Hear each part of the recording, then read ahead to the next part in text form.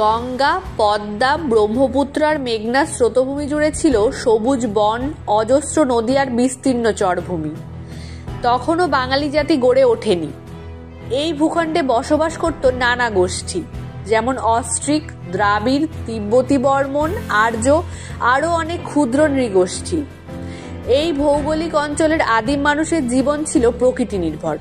মাছ ধরা, শিকার করা, কৃষির প্রাথমিক রূপ ইত্যাদি নিয়েই ছিল তাদের জীবন।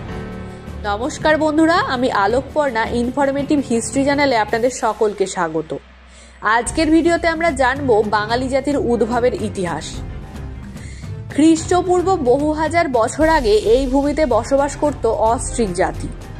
তারা ছিল প্রাথমিক সভ্যতার ধারক, যাদের ভাষা ও সংস্কৃতির ছাপ আজও বাংলার লোক সংস্কৃতিতে পাওয়া যায়। পরে দ্রাবিড় জাতি এসে এই ভূমিতে বসতি স্থাপন করে কৃষির উন্নতি ঘটায়। ধীরে ধীরে উত্তর ভারতের আর্যরা এই অঞ্চলে আসে এবং এখানকার জনগোষ্ঠীর সঙ্গে মিশে যায়।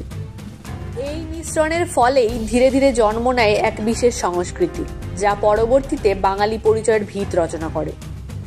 ঐতিহাসিকভাবে প্রাচীনকালে এই অঞ্চলকে বঙ্গ, গৌড়, সামতট ইত্যাদি বিভিন্ন নামে ডাকা হতো। মহাভারতেও বঙ্গ নামটির পরিচয় পাওয়া যায়, যেখানে বলা হয়েছে বঙ্গরাজের বীরত্বের কথা। পাল, সেন এবং পরে গৌড় রাজ্যের উত্থানের সময় বাংলার রাজনৈতিক, অর্থনৈতিক ও সাংস্কৃতিক ঐতিহ্য সমৃদ্ধ হয়। পাল যুগে বৌদ্ধ ধর্মের প্রসার হয় আর সেন যুগে আসে হিন্দু ব্রাহ্মণ্যবাদী সংস্কৃতি। এইভাবেই বাংলা একটি বৈচিত্র্যময় সমাজে পরিণত হয়। খ্রিস্টীয় দ্বাদশ শতকে বখতিয়ার খিলজি যখন নালন্দা থেকে বাংলার নদীবিধৌত মাঠে প্রবেশ করেন, তখন বাংলার ইতিহাস নতুন মোড় নেয়। মুসলিম শাসনের আগমনে বাংলা হয়ে ওঠে একটি মিশ্র সংস্কৃতির ভূমি। তুর্কি, আফগান, পার্সিক প্রভাব মিশে যায় বাংলার ভাষা, খাদ্যাভ্যাস, আচার অনুষ্ঠান এবং সংস্কৃতিতে। গ্রামের মাটিতে জন্ম নেয় গাজীর পিঠ, পীরের পালা আর মন্দির মসজিদের মিলিত স্থাপত্য শৈলী।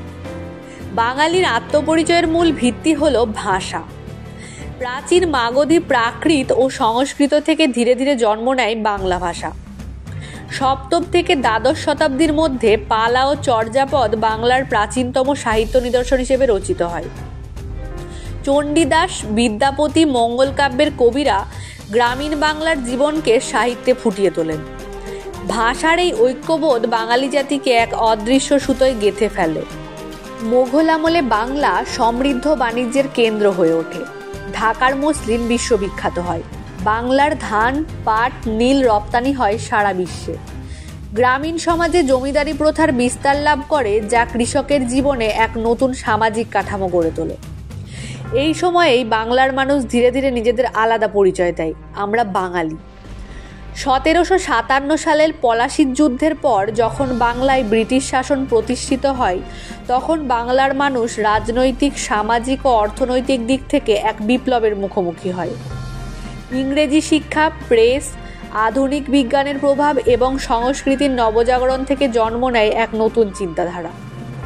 রাজা রামমোহন রায়, বিদ্যাসাগর, বঙ্কিমচন্দ্র, রবীন্দ্রনাথ, নজরুল এরা শুধু সাহিত্যিক বা চিন্তাবিদ নন, তারা বাঙালি জীবনসত্তার এক স্থপতি। 1947 সালে দেশভাগের পর পূর্ববঙ্গ হয়ে ওঠে পূর্ব পাকিস্তান, কিন্তু পাকিস্তানি শাসকেরা বাংলা ভাষাকে অস্বীকার করলে শুরু হয় 1952 সালের ভাষা আন্দোলন। এই ভাষা আন্দোলন বাঙালিকে জানিয়ে দিল, আমাদের অস্তিত্বের মূলে আছে আমাদের ভাষা ও আমাদের সংস্কৃতি। 1971 সালে পাকিস্তানি সেনাদের নিপীড়নের বিরুদ্ধে বাঙালি উঠে দাঁড়ায়। টানা 9 মাস রক্তক্ষয়ী মুক্তিযুদ্ধ শেষে 16 ডিসেম্বর স্বাধীন বাংলাদেশের জন্ম হয়। এই মুক্তিযুদ্ধ শুধু স্বাধীন রাষ্ট্রের জন্ম দেয়নি, বরং বাঙালি জাতির স্বকীয়তা ও গর্ব ও ঐক্যকে অমর করে তুলেছে। আজকের বাঙালি একবিংশ শতাব্দীর বিশ্বে দাঁড়িয়ে আধুনিক প্রযুক্তি, শিক্ষা, সংস্কৃতি আর অর্থনীতিতে এগিয়ে চলেছে। তবুও নদী, মাটি, কাদামাখা গ্রাম, রবীন্দ্রসঙ্গীত, নকশিকাঁথা, দুর্গাপুজো আর পয়লা বৈশাখ এইসবের মধ্যেই আজও বাঙালির প্রাণের স্পন্দন ধ্বনিত হয়। হাজার হাজার বছরের পথ চলা, নানা গোষ্ঠীর মেলবন্ধনে গড়ে ওঠা এই জাতি তাই এক কথায় বহুবর্ণিল, সহিষ্ণু আর অদম্য। এই ছিল আজকের ভিডিওটি কেমন লাগলো অবশ্যই কমেন্ট বক্সে জানান, লাইক শেয়ার করুন এবং আপনি যদি আমাদের চ্যানেলে নতুন হয়ে থাকেন তাহলে চ্যানেলটি সাবস্ক্রাইব করে পাশে থাকা বেল আইকনটি ক্লিক করে অল বাটনে ক্লিক করুন নতুন ভিডিওর আপডেট সবার আগে পেতে। এবং কোনো নতুন বিষয়ে ভিডিও পেতে চাইলে অবশ্যই আমাকে কমেন্ট বক্সে জানান। ধন্যবাদ।